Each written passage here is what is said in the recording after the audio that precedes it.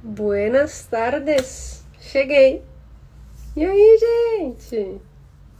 Cheguei no LinkedIn, cheguei no Instagram. Olá também para o pessoal que está assistindo não ao vivo, mas hoje estou ao vivo no LinkedIn, no Instagram em vídeo. Pra gente estamos na finaleira, gente, da nossa 17ª temporada. Foram 4 semanas excelentes. Falei um dia só com vocês, por motivos baianísticos, mas conseguimos fazer uma temporada bem completa. Tô muito satisfeita, gente. Tô muito feliz. Acho que são conhecimentos que a gente está compartilhando aqui essenciais, tá? Essenciais e muito reais, práticos, sabe? Tô gostando, tô muito orgulhosa que a gente está construindo. Daniel, seja muito bem-vindo. Oi, Isa, seja bem-vinda. Como é que vocês estão? Vamos chegando. Tá meio torto hoje isso aqui, eu não tô satisfeita. Meu tripézinho foi na mala pra... Meu tripézinho foi passear lá na Bahia. Só pra passear mesmo, que eu furei com vocês na live. Bem-vindos pro pessoal do LinkedIn. Boa tarde, Janderson. Seja muito bem-vindo. Vamos chegando. Enfim, gente, tô muito satisfeita com essa temporada. A gente tá construindo, assim, narrativa, sabe? Bagagem, pra ser um RH cada vez melhor. O pessoal debandou, vocês só querem saber de dica de LinkedIn, dica de entrevista, dica de currículo. E eu tô fazendo um trabalho importante aqui, gente. Eu tô plantando uma semente, confia em mim. Joga no peito da mami, tá? Confia em mim, que eu tô fazendo um trabalho pra vocês, candidatos, também. Melhores RHs, Anselmo, que bom que tu veio ao vivo. Melhores RHs também fazem a gente ter melhor processo seletivo, emprego melhor. Matheus, seja bem-vindo. For Biocity, seja bem-vindo. O Anselmo falou consegui. O Anselmo nem sempre consegue ao vivo, né, Anselmo? Mas que bom que tu conseguiu hoje. Fico muito feliz de te ter aqui, como sempre. Então, gente, estou construindo aqui uma experiência melhor também para quem é candidato, para quem é funcionário, vocês podem ter certeza. Inclusive porque hoje a gente vai falar de um tema que é como lidar com baixo desempenho de forma construtiva. E eu tenho falado muito com os meus líderes, com os líderes da minha gestão, sobre a ansiedade que a gente tem com tudo. A gente tem ansiedade com reunião, de que a reunião tem que sair com decisão, com conclusão, com início, meio e fim. Nem sempre as coisas têm início, meio e fim. A gente tem uma ansiedade da pessoa entregar, sabe? E não é assim. Não é assim. O Janderson disse que nunca deu sorte de ter bons RHs, Janderson, me conta. Então, assim, às vezes a gente tem que lidar com baixo desempenho de uma forma construtiva. E não entrar num lugar de ansiedade, de que não tá dando certo, então vamos demitir, vamos substituir. Todos merecem uma chance, né? De conseguir recuperar esse desempenho. Eu contei pra vocês, acho que ontem, que eu tive um post viralizado do LinkedIn que falava sobre o modelo de gestão de pessoas da Netflix, que é o seguinte: não tá performando, entra num plano de recuperação que eu acho que dura uns 3 meses, 90 dias, e se não der certo é rua. Mas daí a gente tá dizendo que todo mundo em 3 meses consegue mudar comportamentos, consegue adquirir conhecimento. Será que a gente consegue encaixar todo mundo nessa caixa? A gente consegue encaixotar as pessoas desse jeito? Talvez não. O Janderson falou que nunca teve sorte de conseguir emprego pelo LinkedIn. Janderson, lá no meu canal do YouTube, youtube.com/marigaida, tem 3 temporadas só sobre LinkedIn. 50% de tu conseguir um emprego no LinkedIn é tu ter um perfil, uma boa experiência que se encaixe com as vagas que estão disponíveis. Os outros 50% é tu convencer o algoritmo de que tu é essa pessoa e fazer o teu perfil chegar nessa vaga boa. Então fica a dica. Ele falou que tá na luta. Vamos na luta certa. Vamos escolher bem nossa batalha e as nossas armas. E as armas é um bom perfil, bem configurado. Caio, bem-vindo. Anne, bem-vinda. Márcia, bem-vinda. Muito bem-vindos no Instagram. Entendeu, Janderson? E para quem tá no LinkedIn, quer me acompanhar pelo Insta, mariana.gaida. Espero vocês lá também.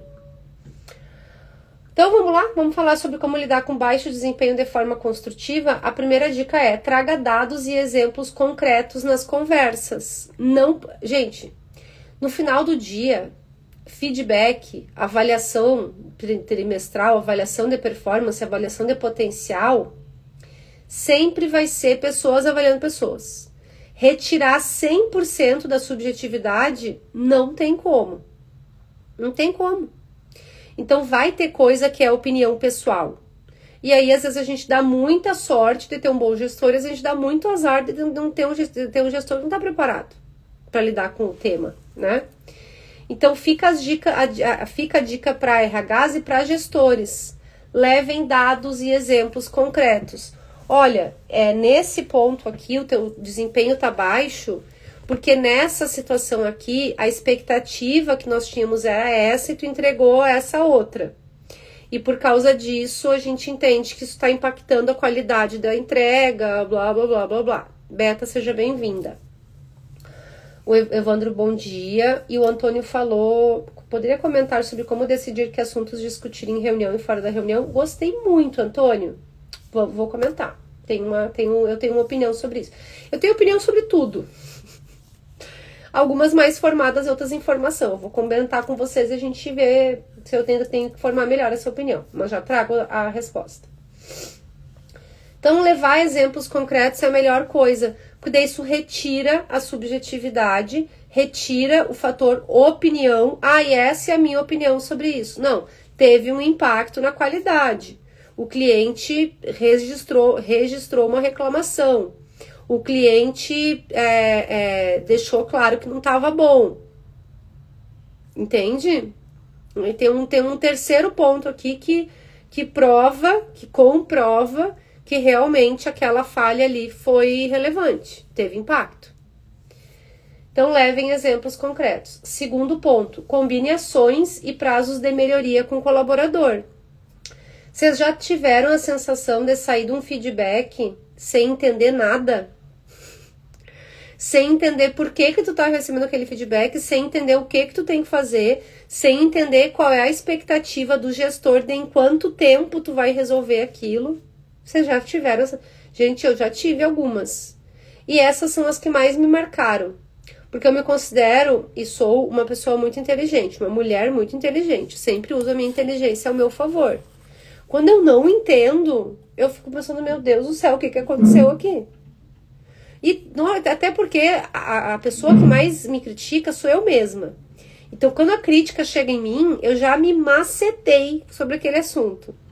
E daí a crítica chega e eu falo, não, realmente, vacilei aqui, tu tem razão, mas eu já tô pensando nisso para resolver, de acordo com o meu cronograma aqui, as minhas prioridades, eu acho que eu vou conseguir fazer isso tal semana, tal mês, sabe? Eu acho que a gente ser propositivos a respeito das coisas que a gente tem para melhorar já alivia muito uma sessão de feedback de baixo desempenho, sabe? Eu levei uma nota ruim aqui na nossa avaliação trimestral do meu gestor, no Cover, de um negócio que ele tem toda a razão, porque é um negócio que eu realmente não priorizei no primeiro semestre. Um pouco porque eu ainda não tinha resposta para o que eu preciso fazer, e um pouco porque eu tinha várias outras coisas que eram prioritárias. E aí eu comentei com o meu terapeuta, né? Eu falei, às vezes eu acho que eu procrastino as coisas, e aí eu levo 6 meses para fazer um negócio que eu faço em 30 minutos. Ele falou, por que tu acha que tu consegue fazer em 30 minutos? Eu falei, porque eu sou capaz. Ai, que bonitinha, né? Porque eu sou capaz. Ele falou, não, porque tu ficou 6 meses pensando nisso. Eu já cheguei com a cabeça feita nos 30 minutos. Então eu fiquei 30 minutos porque eu fiquei 6 meses refletindo o que eu ia fazer, como é que eu ia fazer, o que eu ia escrever. E eu fico mesmo, tá? Principalmente no banho. Eu tomando banho, minha cabeça fica leve. Eu fico ali, só, né? Lavando o cabelo e tal, e pensando. E aí, tenho as respostas que eu preciso. E daí, quando eu sento pra botar na tela, botar no papel, já tá feito. É só escrever. É só fazer acontecer. A Beta falou, isso é muito real, Mari. Os feedbacks que mais marcam são os que não fazem tanto sentido em relação ao nível de dedicação que a gente acredita que está tendo. Tem alguma saída para lidar com isso? Eu não sei se é muito é a gente que tem que dar a solução, Beta, mas eu acho que é a gente se comprometer a não ser o gestor que deixa o funcionário confuso. Para quando a gente chegar no papel de liderança, ou às vezes nem no papel da liderança, quando a gente dá feedback para pares, que a gente não deixe... Eu não gosto de entrelinhas, né? Eu sou uma pessoa muito do... É uma questão de personalidade. Eu sou uma pessoa muito da clareza. Eu sei ler a linha. Para mim, entrelinha não existe. É uma linha, outra linha, outra linha, outra linha. O meio do caminho, eu não sou boa de leitura. Então, eu gosto de ter uma comunicação mais transparente. Então, eu acho que o importante é a gente se comprometer a não se tornar essa pessoa. Sabe? Não oprimir quando a gente trocar de lugar com o opressor. Sabe? Acho que isso é o mais importante. Porque a verdade é que a gente não muda gestor, tá? A gente não muda gestor. Vocês não acreditem que dando like em publicação de chefe tóxico no LinkedIn, o chefe de vocês vai ver a publicação e vai dizer: ai, como eu sou tóxico, agora eu vou mudar. Não vai. Não existe isso. Ederson, seja bem-vindo. Então, combinem ações e prazos de melhoria. Tem que ter um plano de ação no final, gente. Isso não é papo. Não é fofoca, é conversa. É resenha. Feedback sem plano de ação, prazo. E exatamente o que tu tem que fazer para aquilo que tu tem que fazer e o prazo para fazer é resenha. Tem que ter plano de ação e prazo de melhoria. Terceiro ponto, que daí eu encerro as dicas e vou falar sobre a pergunta do Antônio. Documente os acordos. Isso evita ruído e protege o RH e o gestor. Acabei de falar. Plano de ação. Aqui na Uncover a gente faz a avaliação trimestral com o Google Forms. A resposta que o gestor preencheu lá da avaliação, com os comentários, as notas, vai para o e-mail dele. Ele pode salvar isso em PDF e é esse insumo, esse produto do processo de avaliação que ele vai entregar para o funcionário como plano de ação. Está documentado. E, mas o meu gestor não fez isso. Faz um e-mail para ele depois da reunião e fala: nós conversamos sobre essas coisas, eu anotei esse ponto. E daí, sobre o ponto A, o que eu vou fazer, em que prazo que eu vou fazer? Aí no final você coloca assim, ó: eu gostaria de saber se você está de acordo com esse plano de ação. Em caso de sugestões de mudança no prazo, no foco, me dê a direção, por favor. Pronto, acabou. Bem profissional, bem gentil, não tem nada de abrasivo, assim, sabe, nessa abordagem. E a gente consegue documentar o acordo para evitar ruídos e proteger também. Aqui eu tô falando mais com o RH, né? Mas o RH tem que dar a ferramenta, o gestor tem que fazer a mágica acontecer e o funcionário ele tem que antecipar, dentro do possível, os problemas que ele pode ter. Tatá, seja bem-vinda no Insta. O funcionário tem que antecipar e aí se resguardar. E documentar é sempre a melhor coisa que tem. Eu falei para vocês em outros pontos dessa temporada sobre documentar. Vamos para a pergunta do Antônio. Ele falou assim: poderia comentar sobre como decidir que assuntos discutir em reunião e fora de reunião? Antônio, a gente tem uma série de metodologias diferentes de reunião. E tudo depende do tamanho do time, do momento da empresa. Daí eu vou contar para vocês da minha realidade aqui, tá? Como RH. Daí vocês adequam a realidade de vocês. Todos os dias eu falo com o meu time. A primeira hora do dia é sempre juntos, né? Nosso time tá sempre junto por 1 hora.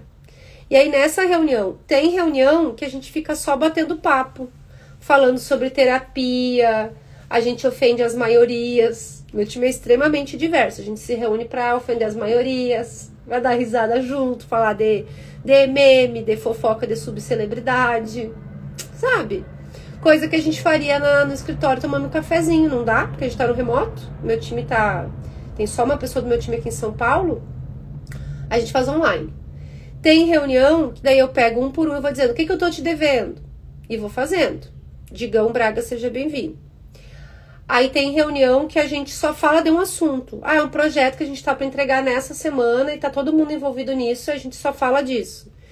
E aí, o nome dessa reunião chama Daily. E o objetivo da daily, na verdade, eu deturpei o conceito da daily, porque a daily é para ela acontecer em 5, 10 minutos, 15 no máximo, e é para falar o que eu tô fazendo, o que eu fiz ontem, o que eu tô fazendo hoje, o que eu vou fazer amanhã e o que tá me impedindo de evoluir nas minhas ações e minhas tarefas. E aí o gestor ou o time ajudam a destravar. Essa é a daily.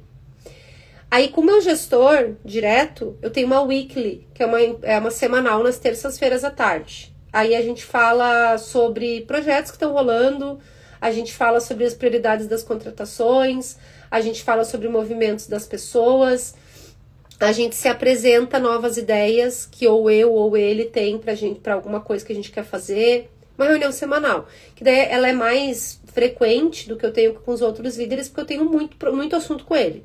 Tem muita coisa que ou que é dele e para em mim, ou que é minha e para nele, que eu preciso da validação dele, né? Uma vez por mês, eu faço uma reunião de acompanhamento com todos os líderes de todas as áreas.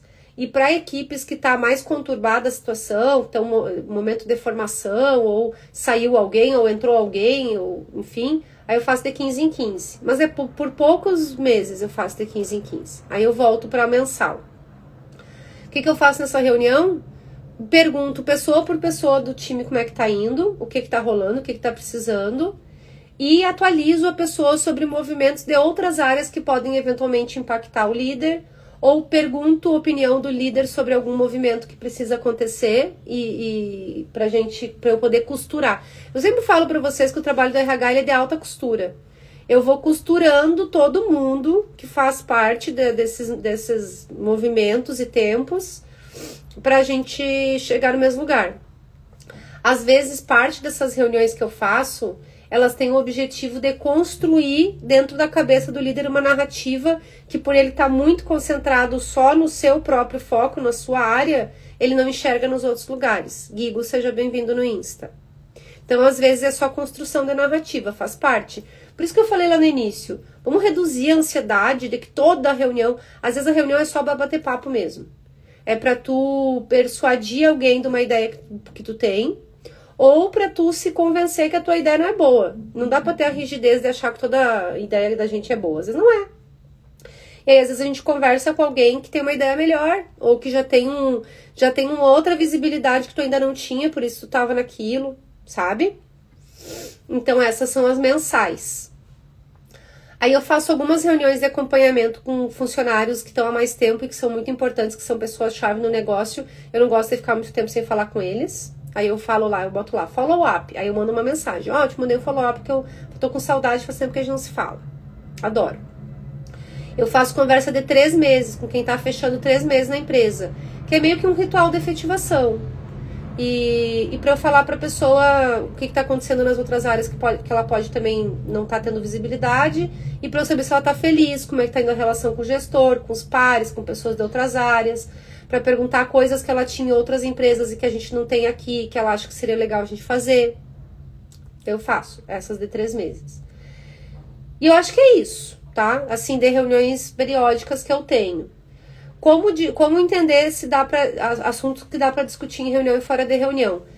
Sabe aquela regra, Antônio, que se tu vê uma coisa errada em alguém, tu só fala para essa pessoa se ela puder responder resolver nos próximos 5 minutos? Vamos usar essa mesma regra para discutir assuntos em reunião e fora de reunião. Se der para ser em 5 minutos, manda no Slack, manda no Teams, manda no canal de mensageria interna que a empresa utilizar. Ó, me manda aqui esse documento, me manda esse link aqui dessa reunião que eu não participei e eu quero ver. Ó, me manda, o que tu acha disso aqui, não sei o que. Papo rápido. Se for um papo que tem que construir a narrativa, como eu falei, aí fala na reunião. E tem esses outros temas de reunião. Eu marquei uma reunião segunda-feira, eu acho, com uma pessoa. Eu falei, cara, é 15 minutos. Mas é só porque é mais fácil eu falar do que eu escrever tudo isso que eu vou te falar agora. Porque eu tenho que te mostrar essa e essa e essa e essa tela que estão conectadas com esse assunto. Aí faz uma reunião rápida, mais rápido possível. Eu gosto assim.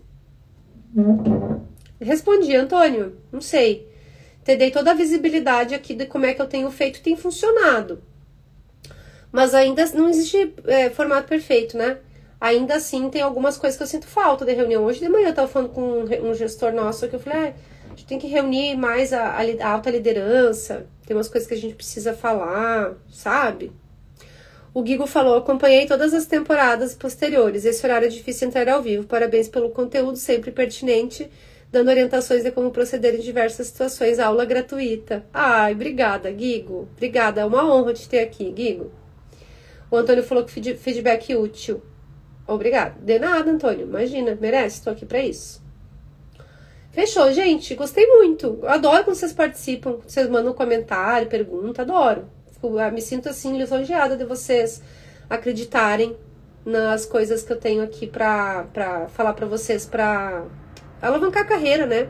Alavancar a carreira, melhorar nosso dia a dia. Eu adoro. Vejo vocês amanhã pra gente falar sobre como diferenciar potencial de performance. Gente, papo bem bom, tá? Uns termos aí que as pessoas sempre confundem. E que eu gosto muito e que eu aplico aqui a regra na regra. A gente vai falar amanhã e a gente ainda vai se falar na sexta-feira. E daí a gente encerra essa 17ª temporada, que foi sobre RH para startups e empresas de tecnologia. Dia 18, segunda-feira, a gente começa a nossa 18ª temporada. Ah, eu tô adorando esse trocadilho. 18ª temporada no dia 18. Que vai ser só com foco em candidatos e profissionais de tecnologia. Ou que querem entrar ou que querem crescer nesse mercado. Vai ser bem boa. Vamos umas 4, 5 semanas nessa, gente. Tô cheia de coisa bacana para compartilhar com vocês. Então, eu espero vocês aqui amanhã. Como sempre, prazer imenso estar aqui. Nos vemos à 1 da tarde amanhã e também na sexta. E também na segunda e por aí vai. Feito? Muito obrigada. Vejo vocês amanhã. Muito obrigada pro pessoal do Instagram. Vejo vocês amanhã 1 da tarde. Valeu!